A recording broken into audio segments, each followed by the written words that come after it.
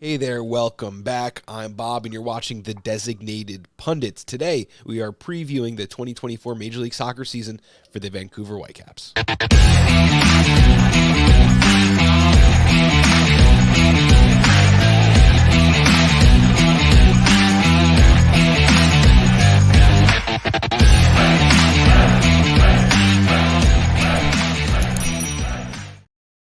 Joined today by MLS commentator Gideon Hill. How you doing, buddy?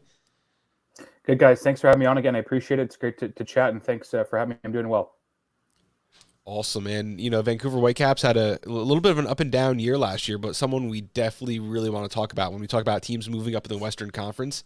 You guys had a really good year and could have finished really with the second seed with an extra win in there. So definitely good times ahead for Vancouver. Let's talk about what happened last year. You guys were 12-12 and 0. 12-12 and 0. 12-12 and 10 in 2023. Ended up 6th in the Western Conference. 55 goals scored, second in the West. 48 goals allowed for a +7 goal differential. Lost 5-2 and 1-0 in the final two legs of the playoffs, being eliminated by LAFC. But finished on a positive note. You won the Canadian Championship over CF Montreal. Gideon, how did it feel as an insider in 2023? Yeah, it was great. I think it was a roller coaster of emotions, as most could say.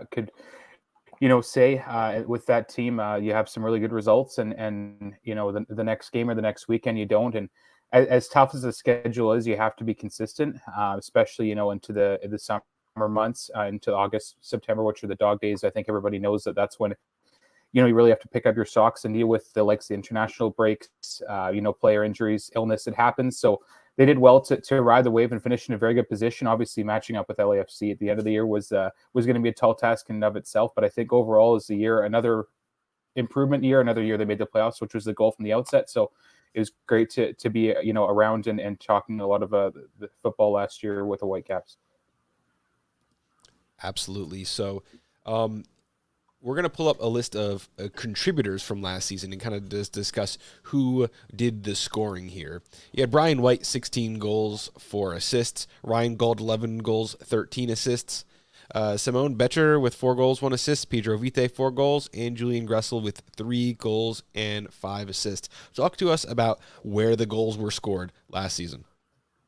Yeah, I mean, you see it there, a lot of it between Brian White and Ryan Gauld. I don't know the exact number. It was over 15 goals between the two, like where they contributed, assisted on each other. So obviously there's a nice link-up play there. Gauld kind of started as an attacking midfielder, and then he moved to kind of a two-striker role, which we'll see shortly in the formation. So I think them utilizing the strengths of those two players was awesome. And you have guys like Pedro Vite, who really came into a star last year playing with the Ecuadorian national team.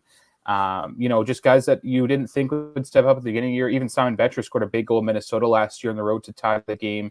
Obviously transferred this year, and Julian Gressel being traded and now signed with Miami. So there's been some great players, but I think White and Gauld are going to have to be the keys again this year if this team wants to find themselves in the playoffs once again. Absolutely love that. Let's talk about who was the team MVP. Yeah, definitely Ryan Gauld. I think, Brian White definitely in that conversation, but Gauld just does everything. I mean, as good as the goals and assists are, you see him battling for every ball. He's a guy who goes in on tackles. He doesn't fret away from those kind of things. He plays deep when the team needs him to. He'll be on the right side if the team needs him. Like, he's a multi-dimensional player, and that's what the team needs. Is one of those guys that they've been lacking for a lot of years. They sent him to a contract extension in the offseason, which is basically a free player signing because you have a guy that knows the system. He's going to be around for 3-4 years to try and help this team win. He's, in my mind, last year MVP far and away, and should have been in more consideration for the MLS MVP, to be honest. Absolutely. With Brian White, he had the kind of reputation when he was a Red Bull for being the guy who would like to walk the ball into the net. Like, he'd be there. He can score with his head. He can score with his feet, but he's not really prolific at anything except being in the right place and tapping balls in the net. Is that still what we think about Brian White? No, I think maybe, 2 years ago or 3 years ago when we started with the club, you think maybe that's the striker you expect, but coming from the Eastern Conference, the Major League Soccer, to the Western Conference, it's a different animal. There's, different spaces, and I think you see a lot of the goals last year, there are different dimensions, as you said. The header goals, tap-ins, but also what he's done is he's been receiving those over-the-top balls from Ryan Gauld, which is so tough to have in this league, is have a guy that can give you that ball and you can put in the back of the net. And like I said, the goal contribution between the two players was astonishing last year. And that's what this team needed, was a run at the back line, run through the back line forward. And that's what he's developed into, as you said, not right away, but he's definitely the last, year and a bit gone through defenders, gone over the top, getting those deliveries from Pedro Vite, Ryan Gauld, Andres Cubas, and that's what this team's needed. Was there anybody on that, contributors list, or maybe not on that contributors list, who surprised you, either, because they overperformed or maybe because they underperformed?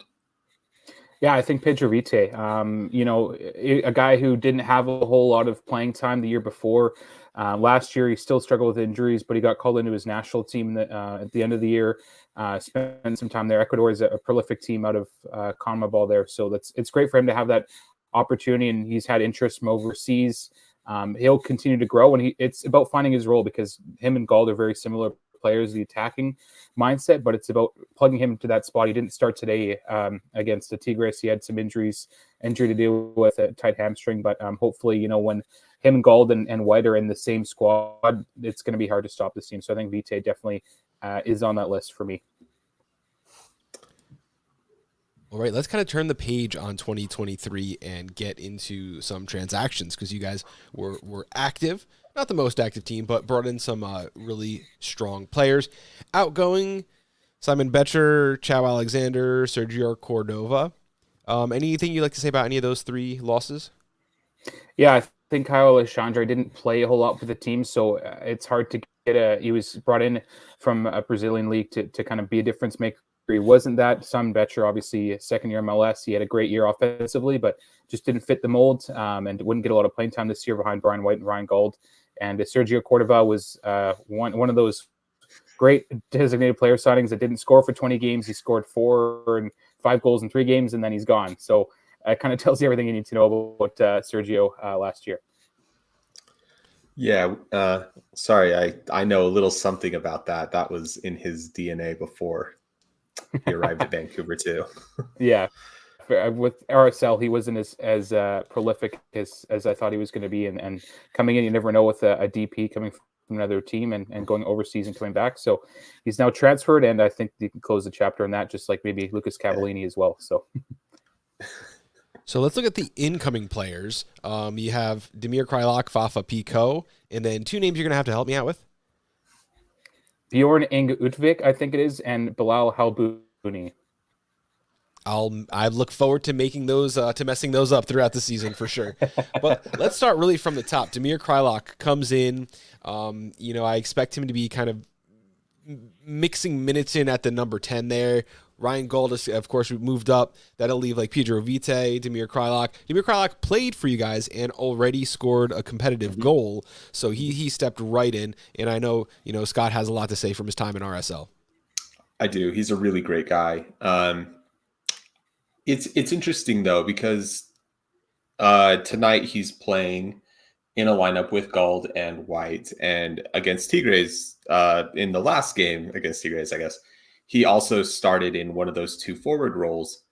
At RSL, I always thought Damir was a bit of like a 9.5. You know what I mean? Not really a great 10, not really a great creative player, but a really strong finisher. Is that early days, but is that kind of how we see him being used in Vancouver's system? 100%. And I saw him the same way at RSL. I mean, played against him. The team has anyways the last 4 or 5 years. I always saw him as a guy who kind of dropped in midfield, played a great midfield role there, but I didn't see him as an out-and-out goal scorer. But you know what? They brought him in. They've brought in these great players like Kreilach, like Pico, MLS veterans, which you need in the playoffs. And that's what this team has lacked, that veteran leadership down the stretch. And he's going to be a guy that plays with Brian White and Ryan Gauld, maybe beat Pedro Vite in there, and then Pico off the bench, maybe even starting some games. So I really like that, they're able to bring players in and shape them differently. Like you could look back to Ryan Raposo when he first came to the Whitecaps. He might have been a winger. Now he's kind of transitioned to a wing back. So this team's very good at kind of developing players, but also at the same time saying, hey, maybe this role isn't the best, but we can move you into this role, and they've had the same success. So I foresee that same for Damir Kreilach. Yeah, that really does seem to be a strength of Sartini's coaching style. What about these other two incoming players, Utvik and Halbuni?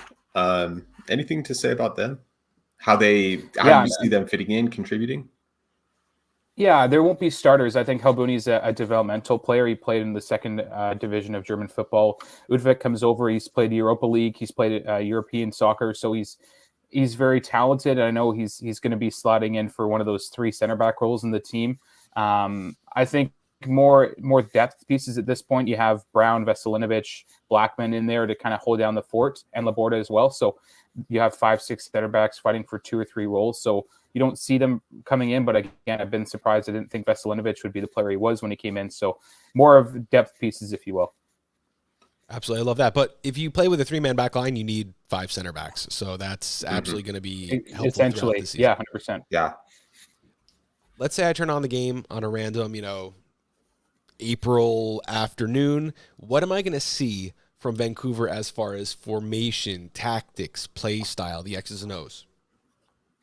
Yeah, I think this team's very good at kind of before they were the coach before Carl Robinson had and Mark Dos Santos too, to be fair to his credit, had a very strict way of keeping the formation the same. And, Vanni Stortini is very good at tactics and the way he plans his team.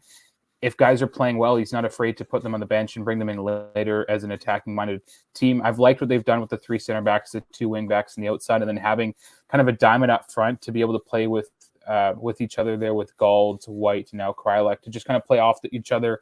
And that's really helped this team because Western Conference, even MLS, the travel guys can't play the same roles every week. They can't play the same style because teams are going to find out about that via video and all the technology we have. So Vanni's very good at adapting. The group's very good at adapting, and they have a great team behind the scenes that really helps his team prepare each week. So what you'll see is a high press, very good out wide. They have very good speed deliveries from the wide areas.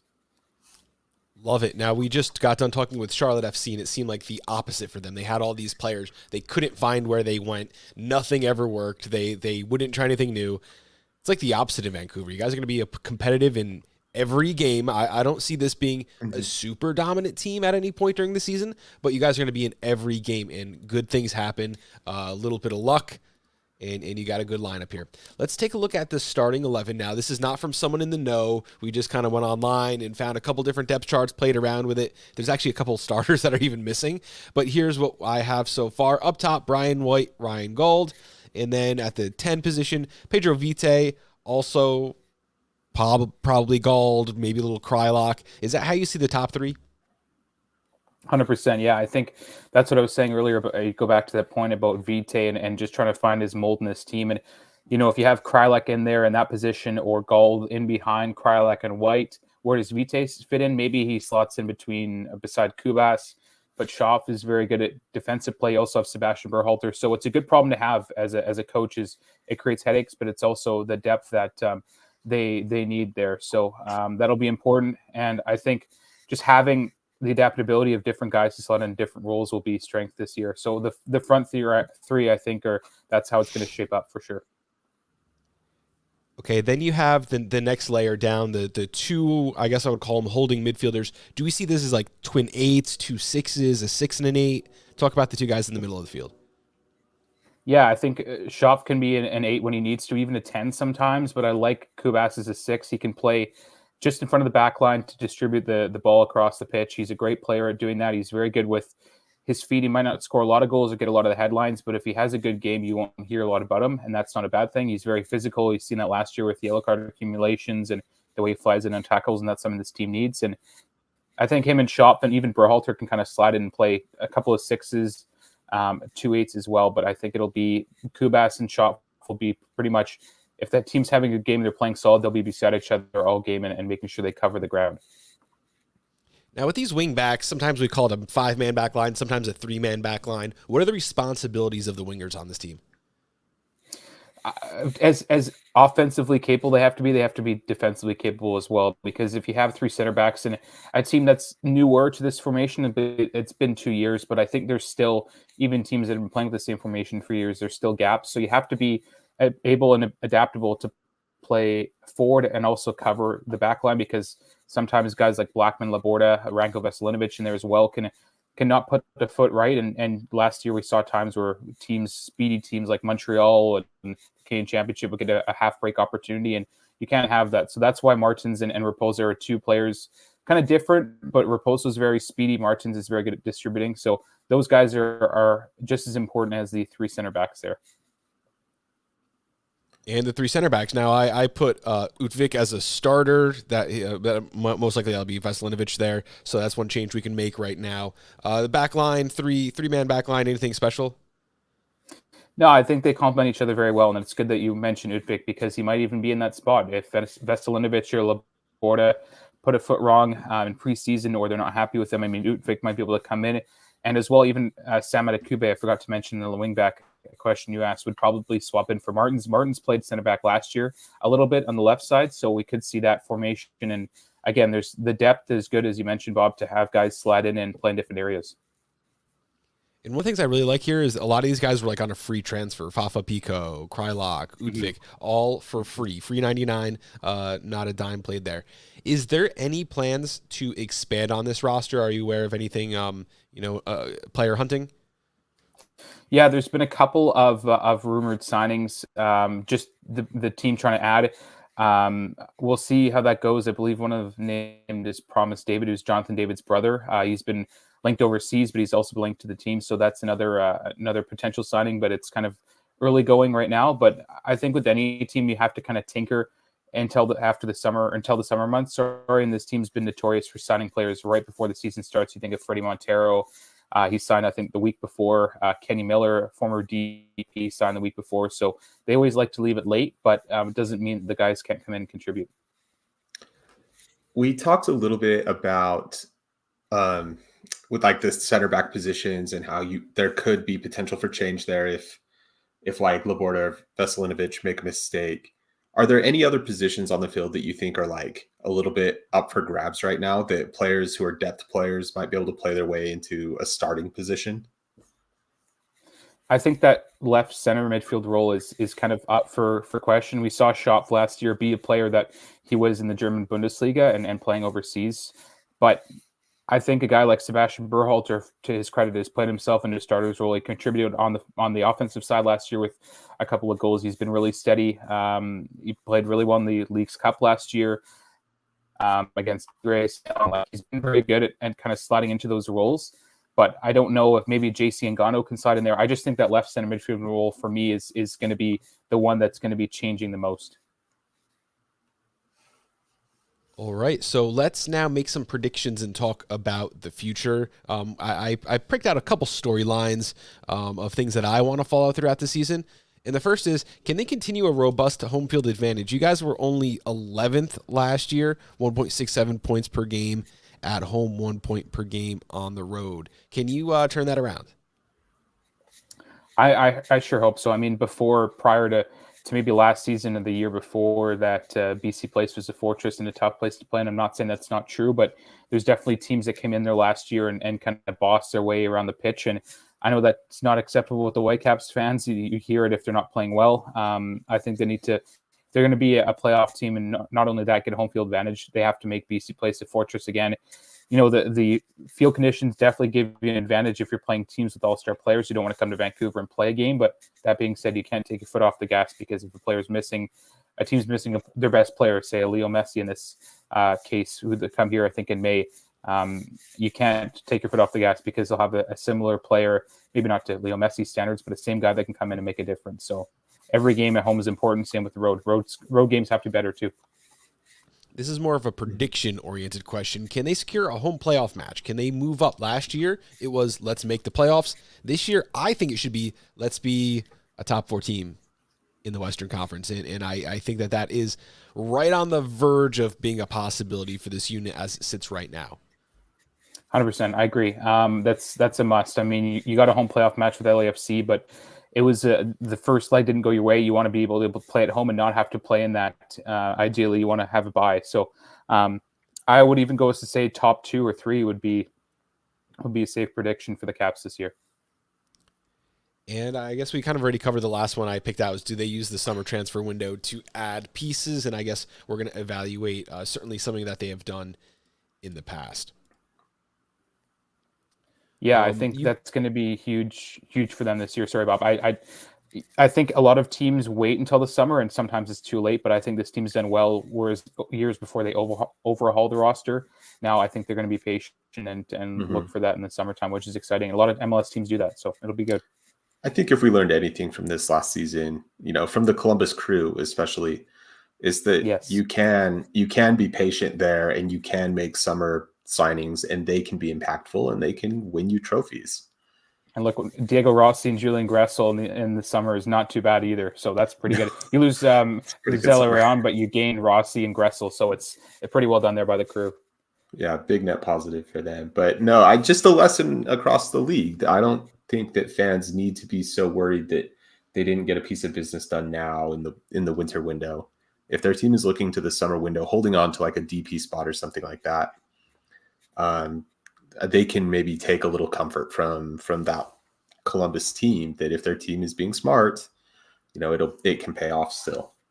Yeah, and being smart, again, means not overpaying for players when you don't need to. I mean, Fafa Picault, we haven't even barely talked about him. Free transfer. Yeah. He is a proven Major League Soccer player. I don't mean that to talk bad about his services or to talk him up either. Like, he's serviceable a lot. He makes a lot of teams better by being a depth piece, and you didn't pay for him. And I really like those moves. I think that is going to make the difference, because now maybe the bank's a little bigger for the summer. Maybe when you need to go out and make a splash, you're going to be that team. So many good players on this squad. One elite level player with Ryan Gauld. If you guys can add a little bit of talent, maybe like an extra winger, even if it's like a young kid that you can throw in late in the game to really start moving the ball up and down the field. I like this squad, man. I didn't think I was going to either, because, to be honest, I'm in the New York area. When we watch, a West Coast game, it's like LA or the other LA team, or the sexy teams. Yeah. Vancouver's going to have to be on my radar for those 10 o'clock start times for us, because I better really stay like up late, Bob. It's going to be worth it. I'm telling you. I'm excited. Yeah, it's awesome. Well, and just casual listeners, we talk about this team being close, but this team, 8-3-6 at home last season. If you turn 2 of those ties into wins, this is a team with 52 points. They are right there, probably over LAFC on goal difference into third place. 54 points. That's how we math. 54 points. It would move. Well, yeah. You're picking up 4 points, right? Because okay. I thought you were talking about losses. Yeah. No. But even Yep. So you're a top 3 team, just like that. It really is that close. And I know the West was inconsistent last year, and teams dropped points that probably shouldn't have dropped points at different times, whatever. Everybody was playing at a level playing field there in the West. Mm-hmm. This team really is that close, aren't they? 100%. And I don't know what it was like for the 1-goal games, but you mentioned the goal differential. It's always been very close. They're not a team that blows out other teams, or it's not a multi-goal win. And if it is, then it's a bad game from the other team. But they're going to have to play close games. That's kind of the identity. They're going to have to get timely scoring, and the tough, always the religiously every year, the tough schedule for this team is in the July, August, September months. And I think that's the key point. I mean, they picked up points there last year when they needed to, especially down the stretch. So they just need to keep that up. And I think that if they do, they'll be top 2-3 in the West. Yeah. Absolutely. Gideon, thank you so much for coming on and joining us to preview the Vancouver Whitecaps. It's always a good time when you come on. I think this is your 3rd time here? 3rd or 4th. Yeah. I look forward to it every year. I know I expect the message every year when the calendar turns. So it's great to be on with you guys. It's awesome to chat, and I appreciate you guys having me on here. Well, we'll have to do this before next February. So we're going to keep our eyes out for some news and any excuse to bring you on the show. All right. Yeah, thanks, guys. Thank you so much, and thank you everyone at home for watching. Make sure you go to click that subscribe button, find the Designated Pundits, however you listen to podcasts. Have a great night. Thank you for tuning in.